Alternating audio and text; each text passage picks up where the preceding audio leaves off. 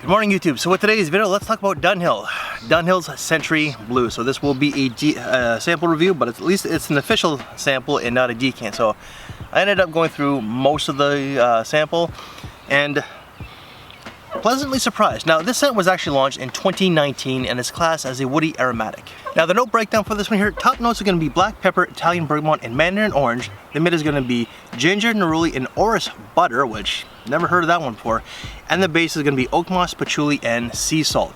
Now that is the note breakdown from Perfumo.net. You know what? And I'll just read you the note breakdown from Fragrantica, okay? Top notes are going to be mandarin, orange, bergamot, and pepper. The mid is going to be iris, which is not listed on Perfumo, along with ginger, neroli, and styrax, which is not listed as well. The base is going to be sea salt, oak moss, patchouli, and also ambroxan. So there is definitely a few notes that are not listed on Perfumo, but so what do I get from this one here? Now in the opening, it does open up with beautiful, zesty citrus. That opening really just grabs your attention, and it shows a lot of promise. But as the dry down does proceed, you do get like iris or that orris butter. There's something powdery in here that does add that, like one of those notes, right? It's not overly powdery, but it is there. And then I also get a little bit of like creamy, soapy neroli. I don't really get like black pepper or any spices except for that ginger, of course, right? The ginger definitely does energize it and it warms it up a little bit. But this is where it gets a little weird.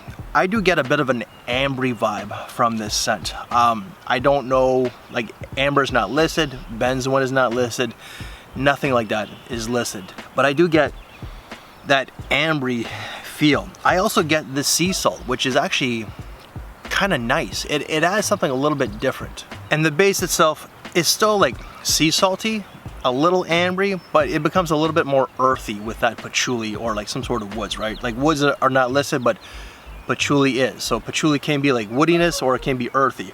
I'm doing a couple of videos today, so Issey Miyake on this one and Dunhill on the other, getting mixed up.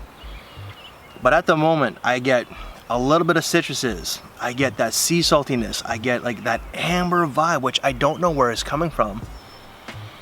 And I do get that nice, creamy, soapy neroli. If this is actually quite nice. It's very much like the name itself, blue, but there's no like lavender, there's nothing like that. And this is very different from the original Century. The original Century is a lot more polished, a lot more classy. I would say definitely a lot more versatile. This is just casual. This is for something like this, a walk in the park, like the people behind me, so you might hear them, or just like every day, like something to wear every single day. You can absolutely wear this to the office if you choose to, but I would go with Century if you're looking for something a little bit more sophisticated, a little bit more versatile. But this is more of a spring and summer scent, while Century is more of a spring and fall fragrance. Myself, I'm not a big fan of Century. I do have a bottle of it. You know, I thought it's like, oh, you know what, I'm gonna love it. No, it smells a little bit too old school for my taste, but I'm gonna have to revisit it later in the year when it comes cold. I did like last year, I was like, what the fuck is this? This I like though. Longevity wasn't the longest lasting, but this is a sample. With this, I got about 6 to 7 hours. With a bottle, it might be a little bit more, who really knows. I did go a little like generous. When it came to this, I would make sure that I would spray a little bit more in like one little area. Man, it's actually kind of nice. Like, I'm really liking this one. I just might have to get a bottle of it. But price tag, you can get these for under $45 Canadian. So that's under $40 USD in all honesty. This is one that I highly would recommend if you are a Dunhill lover. Dunhill produces some pretty good fragrances at a good price tag. I don't care what anybody says. Their luxury line, their signature collection, I think that's what it's called, like outstanding.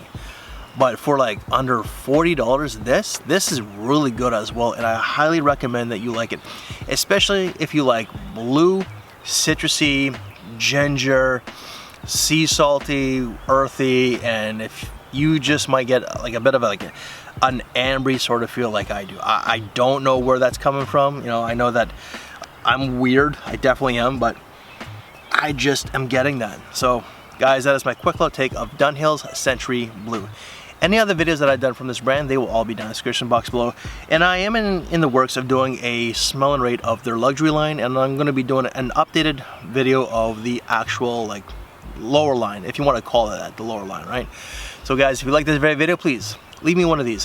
What videos to watch next? Because that this is an inexpensive cheapie, why don't you check out right here. Thank you for your time, take care, and I will see you later. Thanks for watching, everybody.